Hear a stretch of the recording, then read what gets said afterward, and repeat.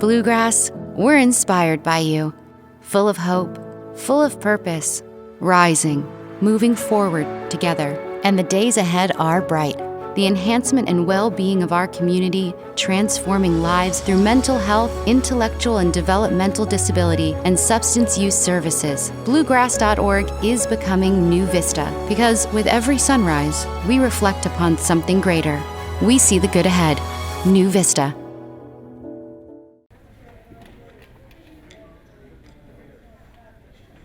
Is it okay? Yeah. Hello, everyone. My name is Andrea Jones, and I'll be talking about Rap for Work today. Does anybody here already have a rap? Okay. Is anyone a rap facilitator? Is anyone not working but thinking about going back to work? Okay, so I made this presentation for everyone, really everyone. Whether you're working, thinking about going back to work, whether you're already a rap facilitator, you're just learning about rap. So, what do you know about rap so far? Does anybody want to share what they think about rap? Yes? Rap is a way to get well and stay well. Yeah, a way to get well and stay well. Have pre-planned responses to how to respond to something differently. You know, mental health, or something comes up, a stressor comes up, we know what to do. You got to set plans ahead of time. That's true, and it's good to think about that just for your life. But if you're working, it's good to have that kind of plan at work, because you might have different situations at work from the rest of your life. Ben? Are each rap individualized? It's individualized. So today I'm going to talk about a structure that's the same for everyone. If you want to follow this structure, you don't even have to follow this structure. It's just a recommended structure. So that's the structure, and you put whatever you want on the rap because that's how it's customized to you. But it's not only something that you fill out or make for yourself. It is a whole program, and the best way to do the whole program is either go to something called Rap Seminar 1. I'm your facilitator. Okay. Rap Seminar 1 or a rap group. And there you can, have really in-depth education on rap. Are you here?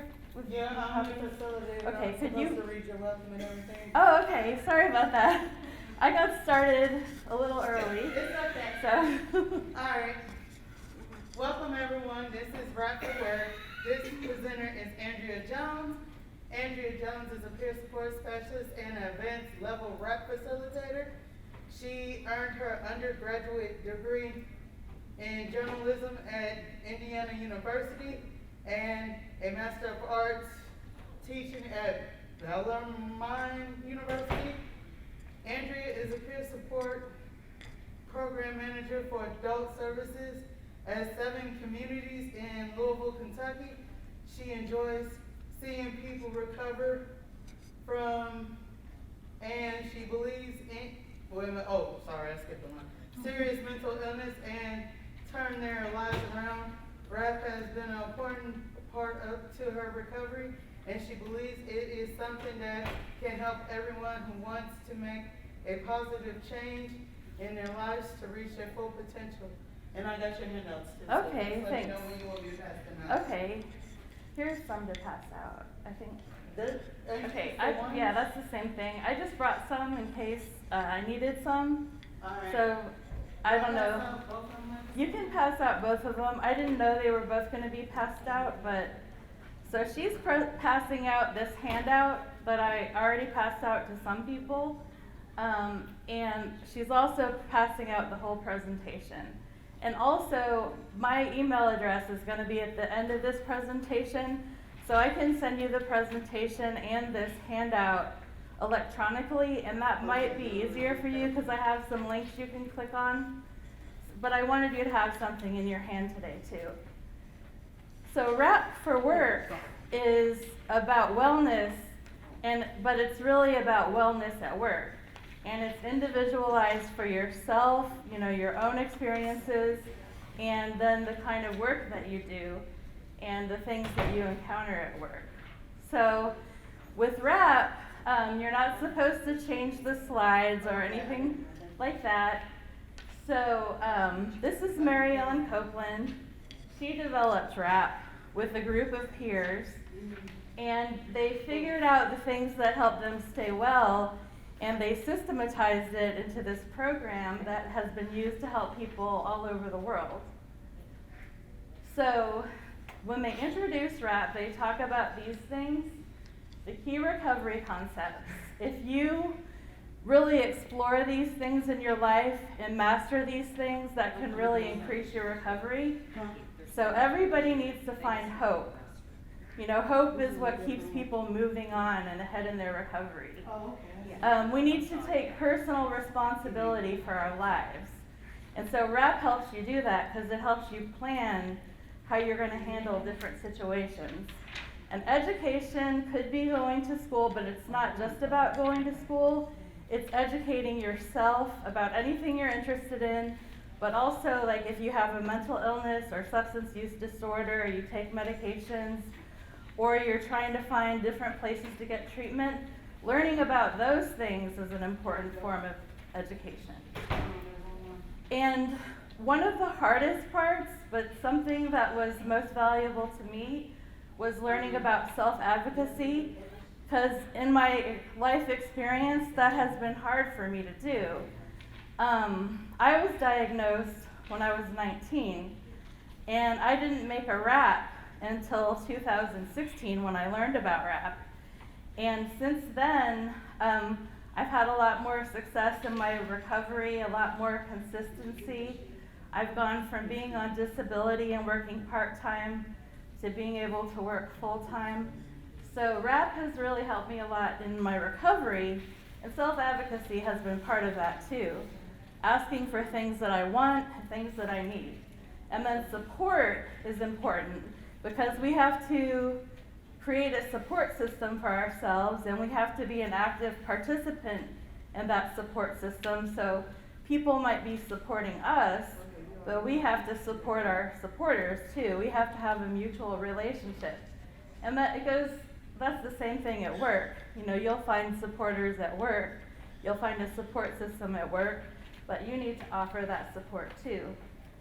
And then also in the RAP program, they talk about these extra issues that are important to everyone, like getting good health care and medication management.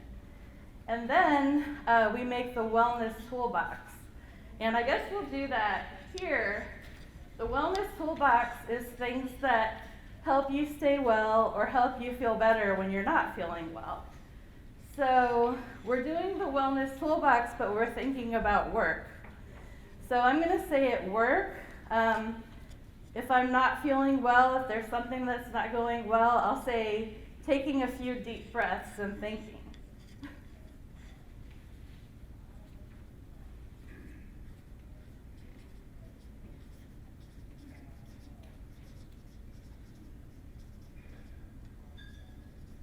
Does anybody else have something to share?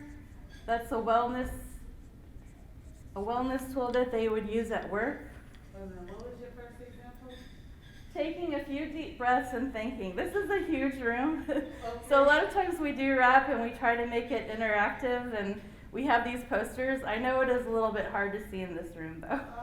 Step outside. Step outside.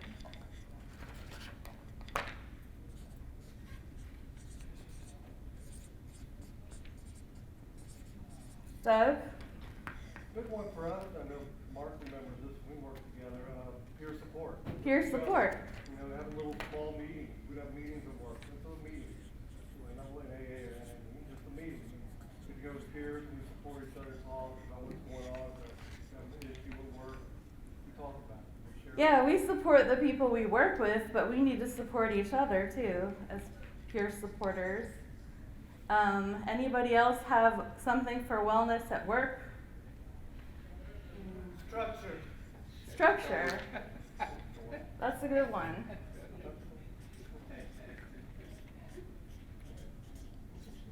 Have a routine. Have a routine.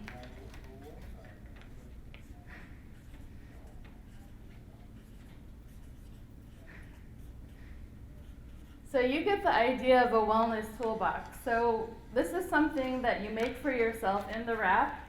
And on this piece of paper, I show like where you can get this wrap app for free. You can find it on iOS or Android. And also I put an overview of everything we're talking about today on the paper. So you don't have to do this on the wrap app. You don't have to order a wrap workbook. You could just simply look at these parts on the paper and make a wrap out of that for yourself. So you can make the wrap any way you want. There are workbooks, there's the app, you can just write it out, you can type it out, whatever helps you remember it and whatever works for you. So then the wellness recovery action planning is all this stuff we're going to talk about. First, we talk about the wellness toolbox, and then for structure, we have the daily plan, and then we talk about stressors, or they used to be called triggers, but they changed it to stressors because that's, they think, less stigmatizing language. So we have stressors that we have, and then we make a plan for when we have stressors. So that's a stressors action plan. And then we have early warning signs that are just the first signs that things are not going well, the signs that you're kind of heading towards a crisis. You're not really close yet, but it could be coming. So it's really important to pay attention to those signs, and then you can have an action plan for the early warning signs. And then you have the next level when things are breaking down. That's when you're getting close to a crisis. You really want to prevent that, so you have a plan for when things are breaking down.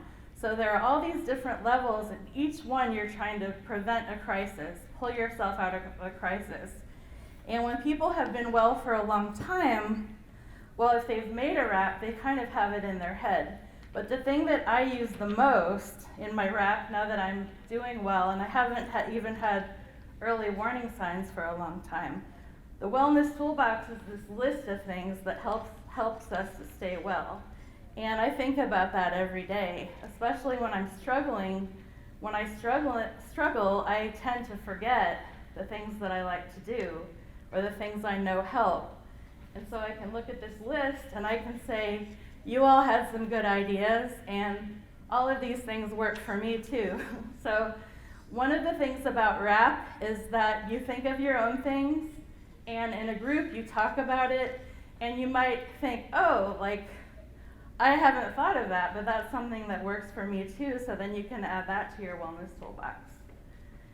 So then after all this planning, they also talk about the recovery topics, like building self-esteem, changing negative thoughts to positive ones, peer support, and work-related issues. So this is about the wellness tools. I'm skipping over some things because, Susan? Yeah, I have a question, just going back to what you said before. I guess I was thinking of early warning signs when you're specific to work, not necessarily being signs of your mental illness symptoms being triggered, but it just could be early warning signs of things going off the rails at work, right? Yeah, the thing about WRAP and WRAP at work is it can be whatever is meaningful to you. Okay. So it could help, like some people are more focused on their mental health at all times, even at work. So that could be more of a mental health focus. But really WRAP started for mental health, now it's for anyone. So you think about the signs that things are not going well, the first signs. It doesn't have to be a I'm kind of talking about mental health because a lot of us share that we have a diagnosis or a substance use disorder or something, but it doesn't have to be about mental health. It could be like the subtle signs that things are just not going well.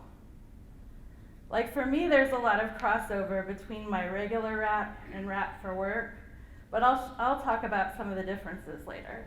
Yeah, I've worked with a lot with alcoholics and addicts, and a lot of them talk about their kids being bad. So I introduce them to the WRAP for youth, and Yeah. I've had couples come back and tell me, "Thank you for introducing me to that." So Yeah. for the WRAP for youth.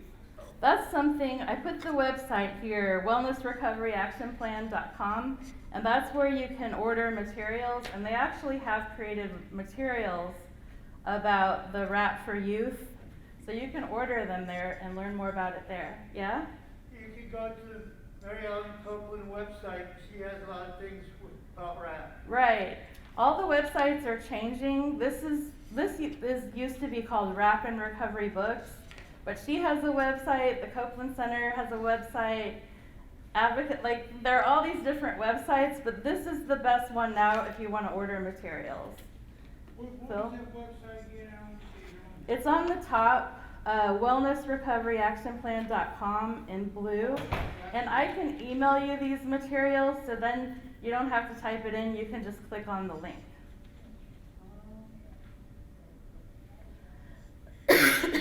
So we've talked about wellness tools. Does anybody have any more they thought of for work? Exercise. Exercise, like I do that too. Like you can't always do a whole workout, but you could take a quick walk, you know?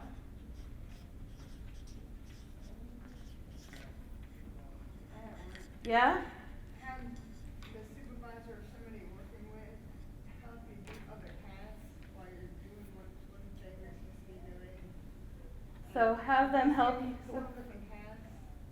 Have them help you with your tasks? No, your tasks. The supervisor, somebody gives you certain things to do so that you're not bored and that you're not thinking of things all the time. Okay, your supervisor will give you more tasks, or maybe ask supervisor for more tasks? Yeah. Is that what you mean? Okay.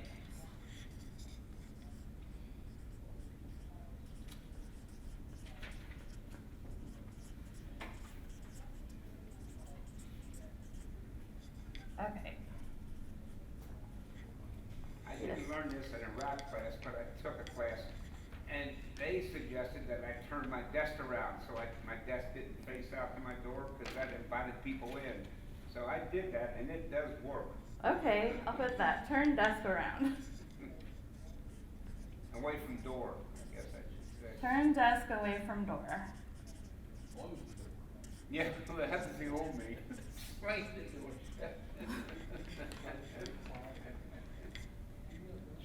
So now we create structure for ourselves by making this daily maintenance plan. And when you do this for work, you just think about your day at work. But I mean, you might want to think of it's just wrap can be whatever you want. So some people have one wrap for everything, and that's really what I prefer. But I did make a separate wrap for work, and the reason why is the only part of wrap that's meant to be given away to somebody else is the crisis plan. So my crisis plan is different for work because people at work might not see all the things somebody would see if they're living with me. And also, you know, you can protect your privacy. Like if you want to give your wrap to your supervisor, you might not want to put every symptom you experience, but you might want to put the things they would notice. Like, you know, you're not working as much, or you might have trouble communicating, or things like that, instead of things like I'm hearing voices, or, you know, things they really can't see. Think about what they would see. Did somebody have a question? Sorry, I saw somebody's hand go up. So the daily maintenance plan helps you, you know, organize your day. So you could think about your whole day or just your work day when it comes to wrap. And also, the next part is what I might do to stay well.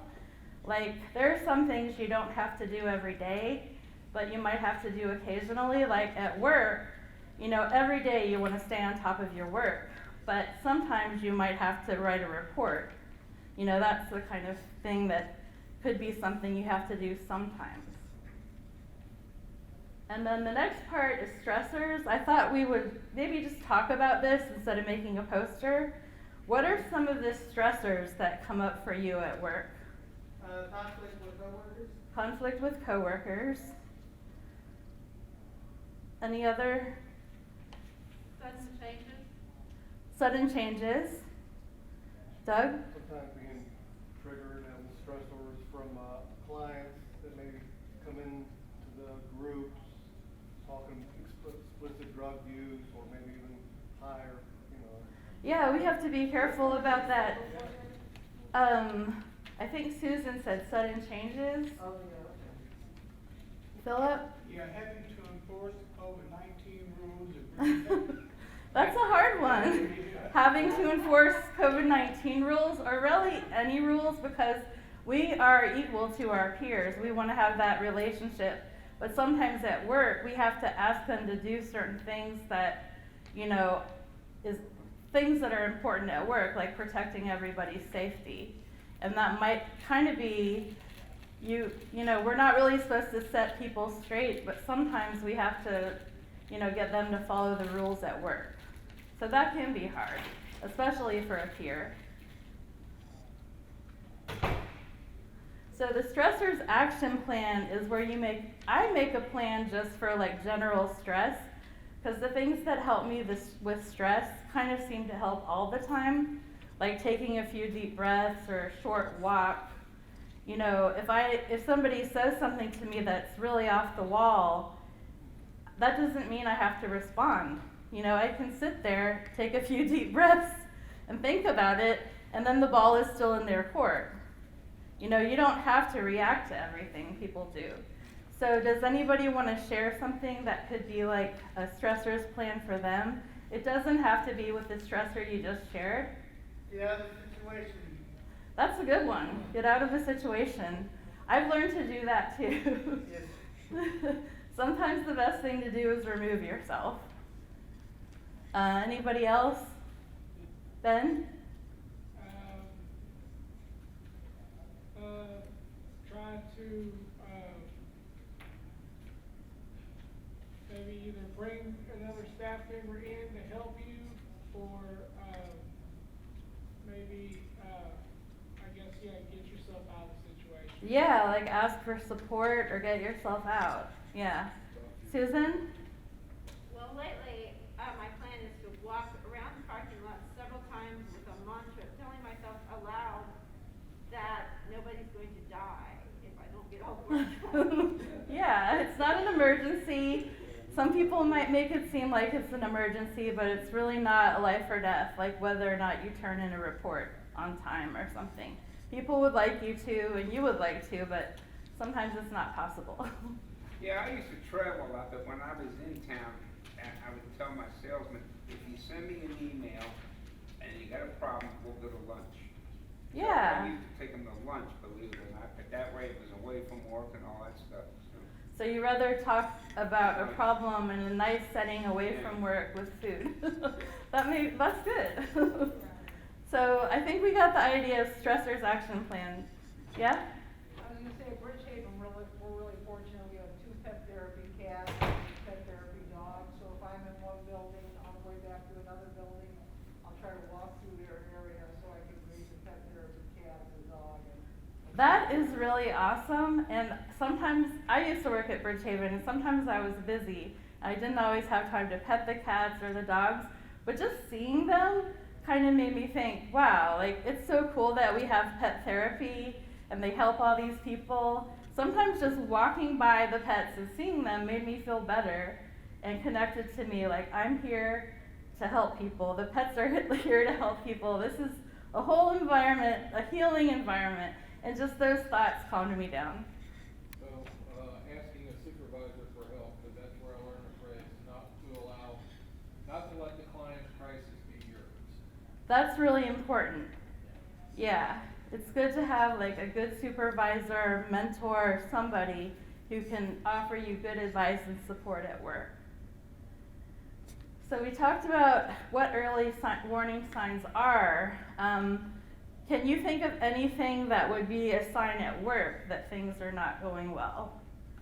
Like for me, if I'm pretty organized and I write lists and I kind of try to keep everything I'm doing like on my mind, if I start forgetting things and making like little weird mistakes, that's kind of a sign for me. That's an early warning sign. When tensions are high? When tensions are high. So if you're starting to feel a lot of tension, any other, Susan? If you're dreaming about work, you Yeah. That's a good one. Mine's shut down. I'm shutting down. You feel like you're shutting down? Mine's completely shut down. People I know, that know me at work, I'm just quiet and just, something's going on. What's wrong? Yes? When I don't get up in the morning, go to my normal activities. Right. That's a big sign for me too, when I just don't feel like getting out of bed. That's pretty bad. For me, that's more like when things are breaking down. But to me, an early warning sign would be I just don't feel like it, but I do it anyway. But when I really don't do it, to me, that's when things are breaking down. Like But when I don't get up right when I hear my alarm, I sleep another hour or two, then I'm running late. yeah, I've been there. Like sometimes it's easy just to keep hitting snooze. So, can you think of any action plans for early warning signs? They would probably be a little bit different from, just the stressors action plan. These are things that are really important to do right away so you don't, get into a worse situation. Make sure you're taking your medications on time. Make sure you're taking your medications on time. That's true because if you don't do that, that leads a lot of people to start having early warning signs. They are forgetting their medications and stuff. Change your routine. Change your routine. That's good. It's like a good time to change something. Have a favorite place in your apartment. Like you look at a nice flowers or plant arrangement. Go out and take a walk. Yeah, those are both really good. So go to a place that you've organized to make you feel kind of relaxed or take a walk. Have a inspiring place in your apartment. Is that what you meant? Yes, Yeah? I like my rooms. That's my safe place. Okay, a safe place.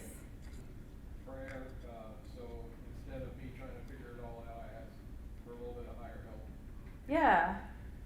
So I have two like daily meditation books, and like I can go to them and I'm just like recentered all of a sudden, so. Yeah. So these are things, when you're having the early warning signs, it's really important to put those plans in place.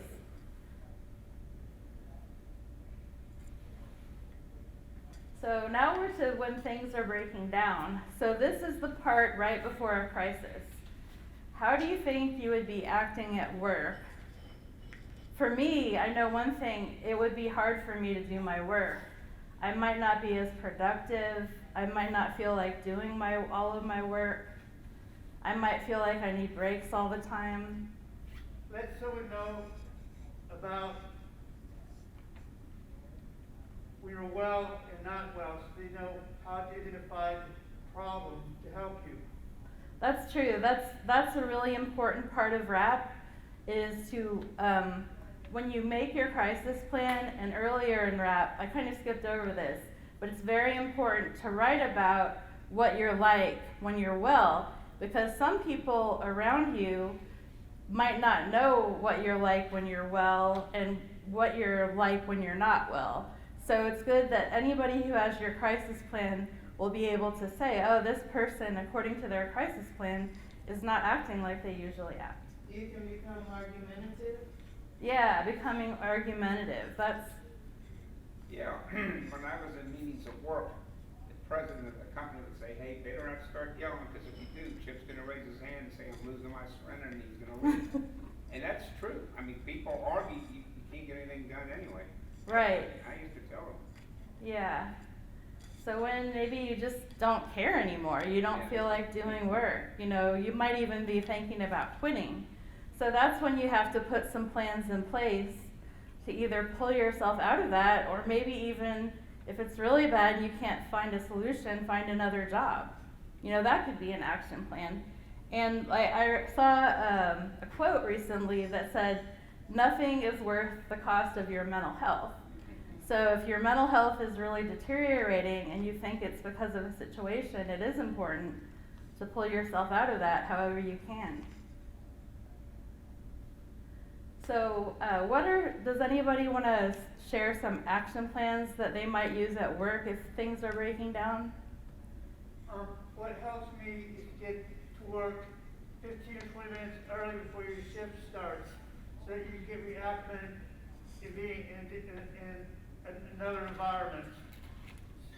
I deal with patients, interact with patients as a volunteer at a hospital, and what helps me is, before I start work, I go down to the cafeteria, get something to eat, and then I'm ready for work.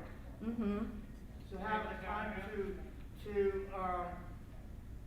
get you reacclimated to what you're about to do. That's really good. One, before you start any work assignments, I mentally meditate before you start work.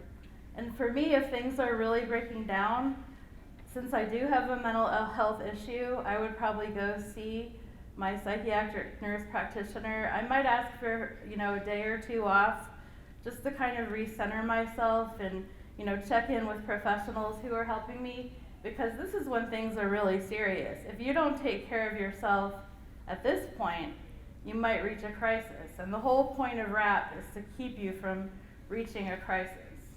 But then, if you do, ask your employer, like when things starting to break down, that you have a mental health break or something. right. It's good if you have that communication, and we're going to get to the crisis plan. If you have trusted people at work that you can give your crisis plan to, you can talk to them ahead of time and say, this is the kind of help I might need when I get to this point when things are breaking down. And if they already have your crisis plan, they'll know what you want to do. So that does lead into the crisis planning. So in crisis planning, you figure out the things you need when you're in a crisis to get out of it, so you can heal from it, get out of it as soon as possible. So what are some of these things at work that you think might help with a crisis? A mental health advance directive. That's true, a mental health advance directive. That's separate from RAP, but that's a really good thing to have because it's similar to RAP, but it's actually a legal document. And some people do a mental health advance directive and also put a RAP with it, because some people won't honor your RAP the same way because it's not a legal document, but a lot of doctors and providers now do want to know what you really need and what you really want. So it's not really an advance directive, but a lot of people will pay attention to it because it saves them time too if they know what you need. So the crisis plan is the only part of RAP that's meant to be given away. So I'm going to show you a crisis plan I made. Part of it is me, part of it is not me. So this is a RAP for Work crisis plan, and it's just like a regular crisis plan, but you're thinking about it through the lens of work. So in mine, I said this plan was created by, on April 18th, because I just did it recently, and replaces any plan with earlier dates. This is what I'm like when I'm well. So I said happy, calm, upbeat, cooperative, positive, pleasant, kind. And I did say messy because I can be completely well. I try to be neat, but just because I'm messy doesn't mean I'm not doing well. Because I'm always trying to fight my tendency to make clutter and stuff. So that's what I'm like when I'm well, and it's good for everyone to let people know what they're like when they're well. So this is what I look like when it gets too bad for me to handle on my own. And these are things I would tell somebody at work, like unable to concentrate. Like if you're hearing voices, you might not necessarily want to tell people you're hearing voices because people can't always tell that you are hearing voices, but they can tell that you're unable to concentrate. So that's a way of getting that across, while you might want to keep that private, that you're hearing voices and stuff. You're unable to work, unable to follow plans, unable to communicate clearly, extremely low energy, and may seem distracted. Can you see how this would be good if you gave it to a trusted person or supervisor at work, so they would know, when you're not feeling good, how to tell. So if my behavior endangers or has negative effects on me or others, I want my supporter to take me to Norton Hospital for a psychiatric evaluation, or ask me to call my therapist if it is not a crisis. So, you know, if it's not like, if I'm not totally out of control, I could just call my therapist. If my supporters disagree on a course of action, I want them to settle the dispute in this way. Ask me what I want or talk to my therapist. When I'm in a crisis, I want the following people to support me in these ways. So my work supervisor would help me take time off work. So if you do this, you have to talk to your supervisor first and say, this is what I would like you to do to help me if I'm having a crisis. Would you be willing to do this? Do you want to comment on this, Amy? Because I've heard you talk about this before. Like, what would you do if an employee said, could you honor my crisis plan at work? One of the things, we would follow whatever it is, but there's things like intermittent FMLA that people don't realize that even if you have a mental health diagnosis, that you can use that, and it allows it to hold your position at work so that you can come back to it if you need it on extension of time. Because that way, that's a way to show that you're able to return to work. But sharing with your supervisor is important because, one thing I tell my team is I know you all go through a lot of stuff. You come every day and there's things going on in your life and you have mental health issues. But you don't have to tell me exactly what's going on, but just let me know something is going on so that I'm not like thinking Grant's not doing his job. I already know he's going through something, so he may just be able to show up today but not be able to give what he's normally giving. Right. So it's important to share that because I know when I first started supervising folks, as their supervisor, someone came to me and said, well, they're not going to tell you if they can't do the job because they're going to think you think they can't do the job. And I'm like, no, that's what you're here for because you've experienced that. So it's so important to share things with your supervisor. You don't have to go into details, but just, hey, I'm struggling this week, or I have some health problems going on, or something's going on, I just need you to know that's why I'm struggling right now. Yeah, it's really important to have open communication with a supervisor and have a supervisor who's willing to help you. If you don't, you may want to find another job because that's a really important part of staying well at work, having an understanding supervisor. So then I said you could notify my sister, my neighbor. I've already asked her this. I walk her dog when she's not in. She said she would water my plants and collect my mail. And then a therapist, I left a phone number just to notify, especially if I went to the hospital or something. And then another friend just to notify, just so they know what's going on. When I'm in a crisis, the following people should not be involved in supporting me or making decisions on my behalf. So it's really good to have this if you need this. Not everybody needs this, but it is important for your supporters to know who you want to be part of helping you in a crisis and who you don't want. So when I'm in a crisis, please do these things to help me feel better and get back to wellness. So I said, talk to me calmly, be gentle, be supportive, help me with daily activities, and let me take breaks. This wouldn't be like how I am every day, but if I'm really struggling, I would need these things. Does anybody have any questions or comments right now? Susan? Yeah, this is all very interesting. We work, most of us, in mental health. I guess not all of us do. And we are peers. And we were hired, many of us were hired because we have a mental illness. That's really the main qualification. And even there, I can't even imagine giving my employer something like this. And I certainly have trouble imagining it outside the mental health environment. It is hard, but I think things are changing at work. Mental health, especially after the pandemic, people are really thinking about how it has affected everybody. And people are struggling to hire people. They want to retain people. So I hope people would be more open-minded to this. I have used this at work. I did give it to my supervisor, and I'm giving it to my new supervisor too. But this is really all you can do. You have to communicate with your supervisor and let them know when you need help.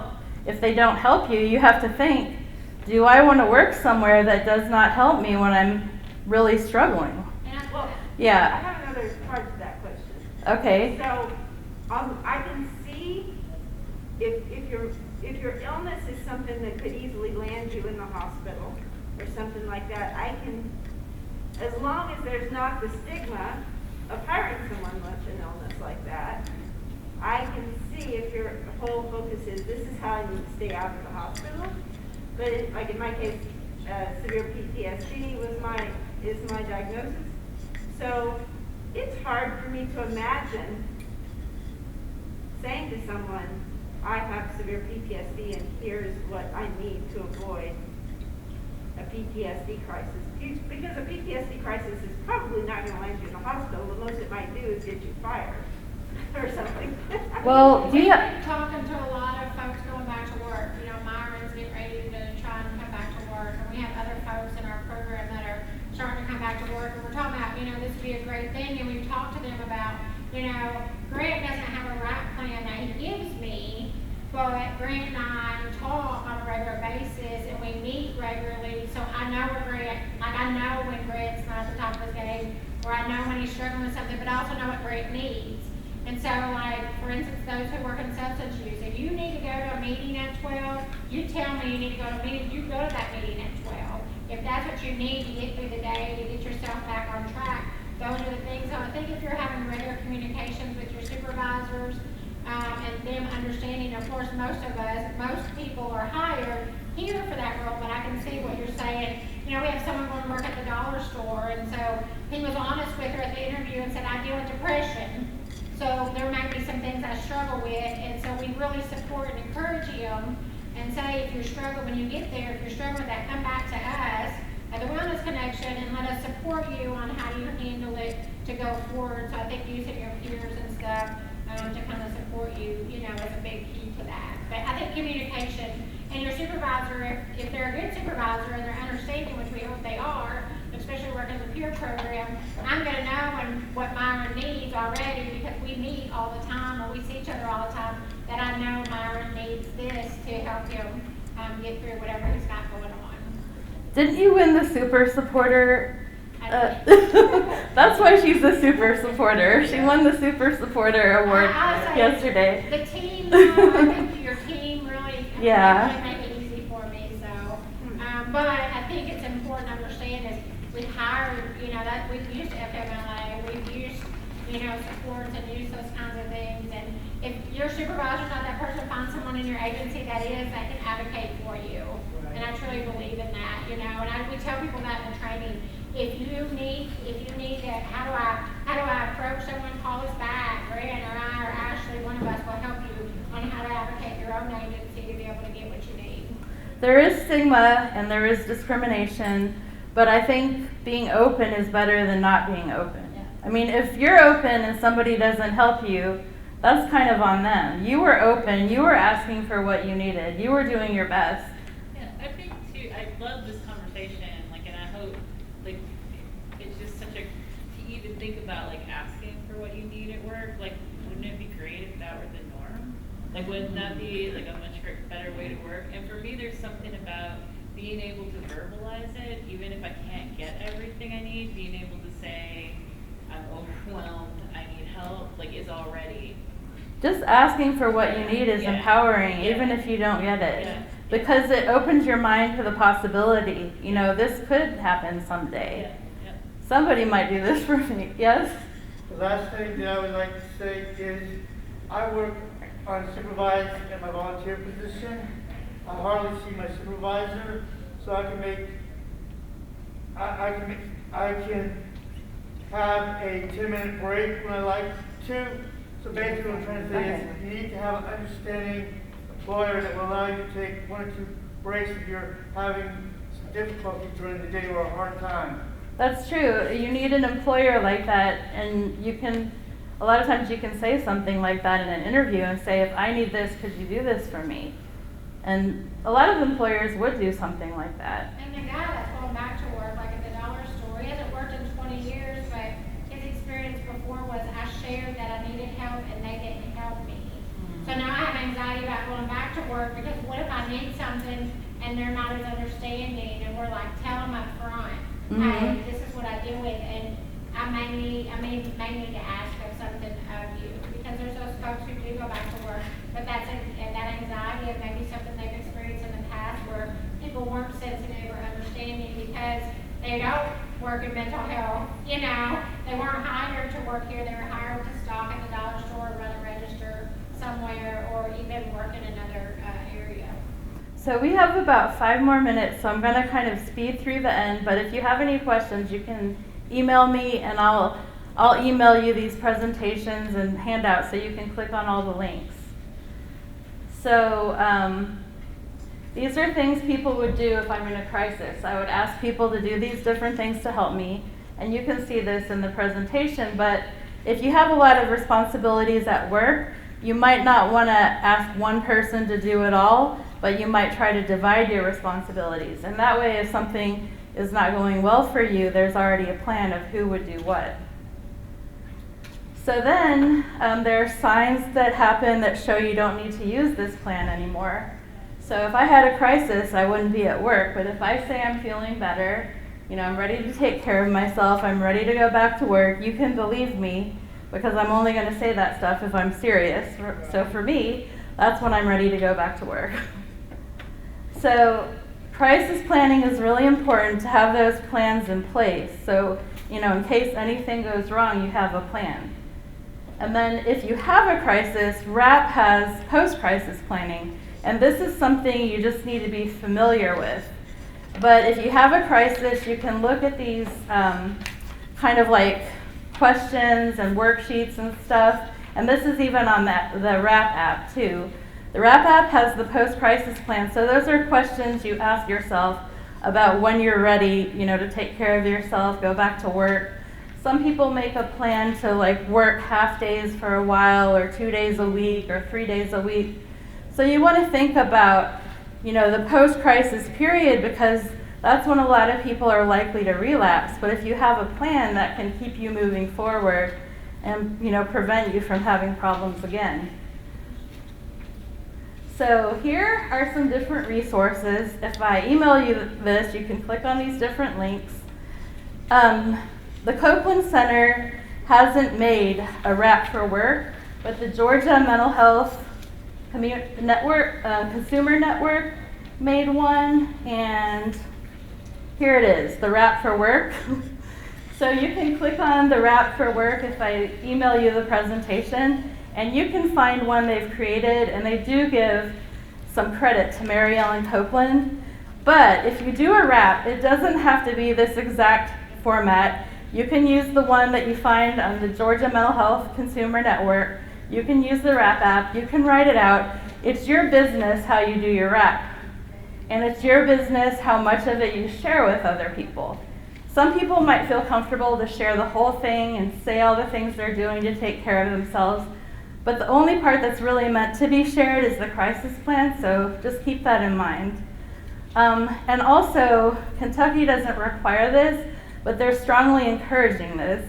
And I'm a supervisor now, so you know, if somebody's struggling, I can ask them about their wellness, but you know, say, what are you doing to take care of yourself? But I could also say, I've made this plan for myself, it works for me. I can show you how to make this plan.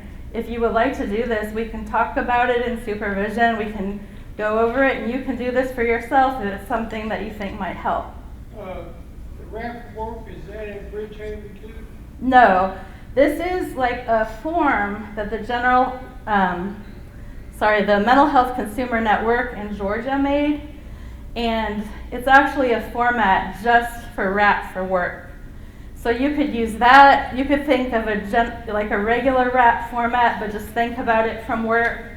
Does this make sense? Like how you could create your own RAP for your life, for everything, or just for work? Right. Yeah, so you can really make a RAP for anything, but wellness at work is important to you. And really it's important to the organization, because if people are well, they're going to be thriving, they're going to be producing better results. Okay, my time is up, so this is the time for my thank you slide and my email address. Okay, thank you. Yeah. Okay. Do you need any help cleaning up anything?